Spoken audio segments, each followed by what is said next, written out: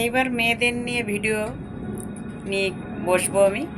মেয়েদের কথা নিয়ে কিছু, আমাদের মায়েদের কিছু মেয়ে আছে, আমাদের মায়েরা যারা মেয়েকে খুব সুন্দর করে আদর করে, এত আদর করে যে হাত দিয়ে ভাত খাওয়া লাগে না।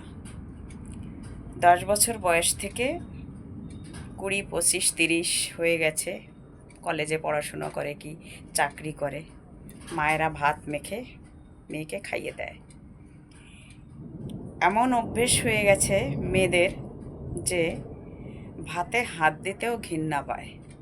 কিছু কিছু মেয়েরা আছে, আঙুল নষ্ট হয়ে যাবে, হাতটা নষ্ট হয়ে যাবে ভাত খেতে গেলে, মায়েরা খাইয়ে খেয়ে দেয়, মেয়েটা বসে থাকে। কলেজে যাওয়ার সময় খাইয়ে দিচ্ছে, অফিসে যাওয়ার সময় খাইয়ে দিচ্ছে, কখনো কখনো আদর করে খাইয়ে দেয়, সেটা আলাদা কথা।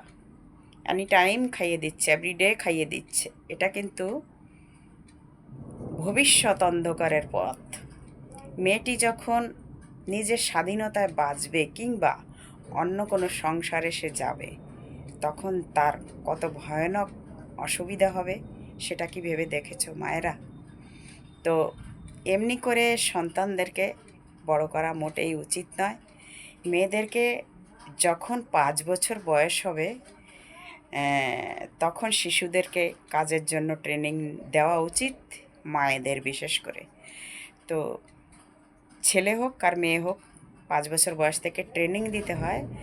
আর এখন মেয়েদের কথা নিয়ে হচ্ছে যে এই যে মায়েরা যে খাইয়ে দেয়, একটা বয়স্তা মেয়ে, তারা কোথায় মাকে খাইয়ে দেবে, অথচ মায়েরা তাকে খাইয়ে দিচ্ছে। আমার একটা মাত্র মেয়ে, আমার মেয়ে চাকরি করে, আমার মেয়ে কলেজে পড়ে, হ্যাঁ, তাকে তো আমি খাইয়ে দিতেই পারি, তাকে আমি এতটা আদর করতেই পারি। হ্যাঁ, আদর করাও ঠিক আছে, ভালোবাসা ঠিক আছে, মায়ের ভালোবাসা আদর তো অশেষ, তাই না?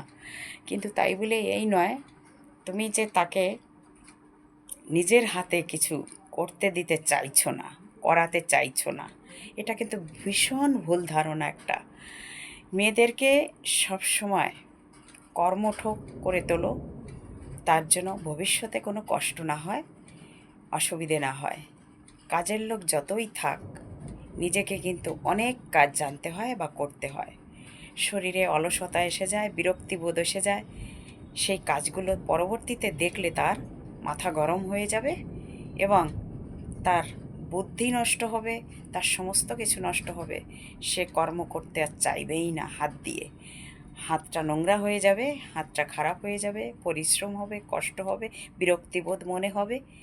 তাই যে মায়েরা মেয়েদেরকে এরকম করে খাইয়ে দিচ্ছ, তারা সতর্ক হয়ে যাও। আর পরবর্তীতে যারা মা হয়েছ, তারা এখন থেকে সাবধান হয়ে যাও, সন্তানদের ভালো কিছুর জন্য বা ভবিষ্যৎ ভালোর জন্য, যে পরবর্তীতে তাদের কোনো অসুবিধে না হয়, সেইভাবে তৈরি করাটাই মনে হয় ভালো।